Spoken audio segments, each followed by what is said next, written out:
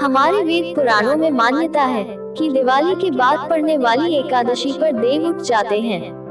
यही वजह है कि देवउठनी 11 के बाद से सारे शुभ कार्य जैसे विवाह, मुंडन, गृह प्रवेश आदि प्रारंभ हो जाते हैं। 11 के दिन ही तुलसी विवाह भी होता है। घरों में चावल के आटे से चौक बनाया जाता है। गन्ने के मंडप के बीच विष्णु भगवान की पूजा की जाती है।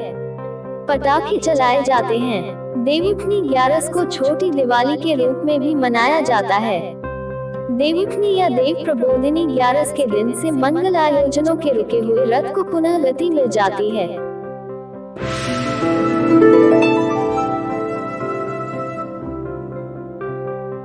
पहली देवउठनी एकादशी व्रत कथा। पहली देवउठनी एकादशी व्रत कथा शंखासुर नामक राक्षस की है। शंखासुर ने तीनों लोकों में बहुत ही उत्पात मचाया हुआ था। तब सभी देवताओं के आग्रह करने पर भगवान विष्णु ने उस राक्षस से युद्ध किया और यह युद्ध कई वर्षों तक चला। युद्ध में वह असुर मारा गया और इसके बाद भगवान विष्णु विश्राम करने चले गए। कार्तिक शुक्ल एकादशी के दिन भगवान विष्णु की निद्रा टूटी थी और सभी देवताओं ने भगवान विष्णु की पूजा की थी। शिव महापुराण के अनुसार पौराणिक समय में दैत्यों का राजा दंभ हुआ करता था। वह बहुत बड़ा विष्णु भक्त था।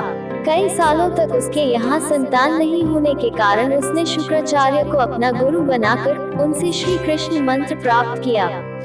यह मंत्र प्राप्त करके उसने पुष्कर सरोवर में घोर तपस्या की। भगवान विष्णु उसकी तपस्या से प्रसन्न हुए और उसे संतान प्राप्ति का वरदान दे दिया।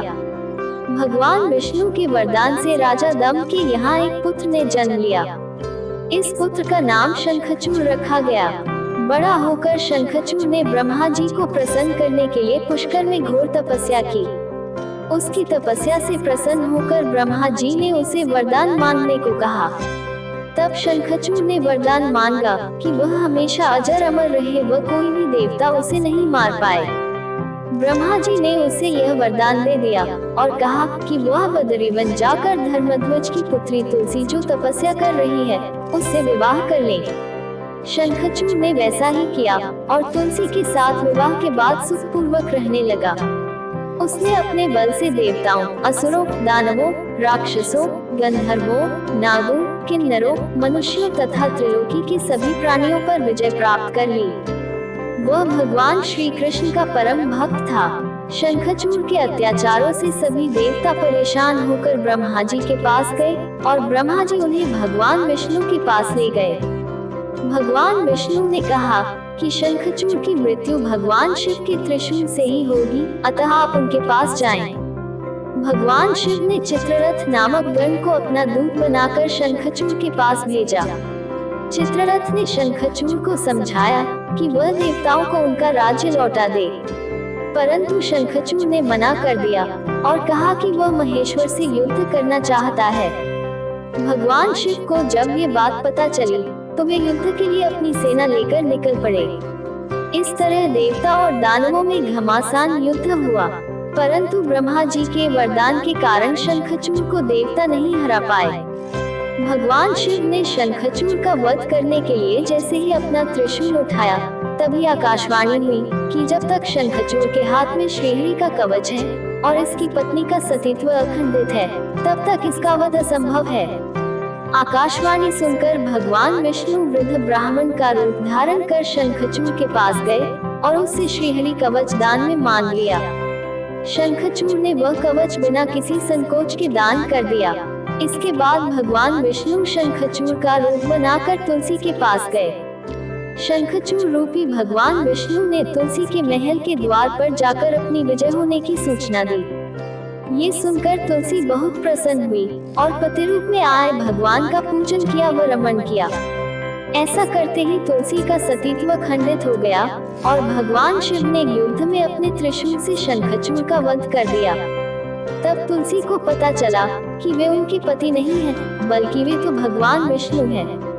क्रोध में आकर तुलसी ने कहा कि आपने छलपूर्वक मेरा धर्म भ्रष्ट किया है और मेरे पति को मार डाला, अतः मैं आपको श्राप देती हूँ कि आप पाषाण होकर धरती पर रहें।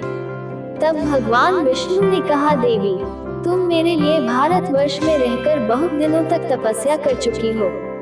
तुम्हारा ये शरीर नदी रूप में बदलकर गंडकी नामक नदी के रूप में प्रसिद्ध होगा।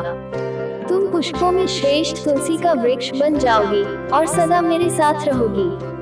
तुम्हारे श्राप को सत्य करने के लिए मैं पाषाण शालिग्राम बनकर रहूंगा। गंडकी नदी के तट पर मेरा वास होगा। देव प्रबोधिनी एकादशी के दिन भगवान शालिग्राम व तुलसी का विवाह संपन्न कर मांगलिक कार्यों का प्रारंभ किया जाता है। हिंदू धर्म मान्यता के अनुसार इस दिन तुलसी शालिग्राम विवाह करने से अपार पुण्य प्राप्त होता है। दूसरी देवउठनी एकादशी व्रत कथा। एक राजा के राज्य में सभी लोग एकादशी का व्रत रखते थे। प्रजा तथा नौकर चाकरों से लेकर पशुओं तक को एकादशी के दिन अन्न नहीं दिया जाता था। एक दिन किसी दूसरे राज्य का एक व्यक्ति राजा के पास आकर बोला, महाराज कृपा करके मुझे नौकरी पर रख लें। तब राजा ने उसके सामने एक शर्त रखी कि ठीक है, रख लेते हैं, किंतु रोज तो तुम्हें खाने को सब कुछ मिलेगा, पर एकादशी को अन्न नहीं मिलेगा। उस व्यक्ति ने उस समय हाँ कर ली, पर एकादशी के दिन जब उसे फलाहार का सामान दिया गया तो वह राजा के सामने जाकर गिड़गिड़ाने लगा, महाराज इससे मेरा पेट नहीं भरेगा, मैं भूखा ही मर जाऊंगा, मुझे अन्न दे दो। राजा ने उसे शर्त की बात याद दिलाई, पर वह अन्न छोड़ने को राजी नहीं हुआ। तब राजा ने उसे आटा दाल चावल आदि दिए। वह नित्य की तरह नदी पर पहुंचा और स्नान कर भोजन पकाने लगा। जब भोजन बन गया तो वह भगवान को बुलाने लगा, आओ भगवान भोजन तैयार है। उसके बुलाने पर पीताम्बर धारण किए भगवान चतुर्भुज रूप में आ पहुँचे तथा प्रेम से उसके साथ भोजन करने लगे। भोजनादि करके भगवान अंतर्धान हो गए तथा वह अपने काम पर चला गया। 15 दिन बाद अगली एकादशी को वह राजा से कहने लगा कि महाराज मुझे दुगुना सामान दीजिए। उस दिन तो मैं भूखा ही रह गया। राजा ने कारण पूछा तो उसने बताया कि हमारे साथ भगवान भी खाते हैं, इसीलिए हम दोनों के लिए ये सामान पूरा नहीं होता। ये सुनकर राजा को बड़ा आश्चर्य हुआ। वह बोला, मैं नहीं मान सकता कि भगवान तुम्हारे साथ खाते हैं। मैं तो इतना व्रत रखता हूँ, पूजा करता हूँ, पर भगवान ने मुझे कभी दर्शन नहीं दिए। राजा की बात सुनकर वह बोला, महाराज यदि विश्वास न हो तो साथ चलकर देख लें। राजा एक पेड़ के पीछे छिपकर बैठ गया। उस व्यक्ति ने भोजन बनाया तथा भगवान को शाम तक पुकारता रहा, परंतु भगवान न आए। अंत में उसने कहा, हे भगवान यदि आप नहीं आए तो मैं नदी में कूदकर प्राण त्याग दूंगा। लेकिन भगवान नहीं आए। तब वह प्राण त्यागने के उद्देश्य से नदी की तरफ बढ़ा।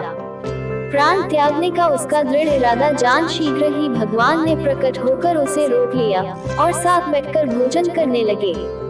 खा पीकर वे उसे अपने विमान में बिठाकर अपने धाम ले गए।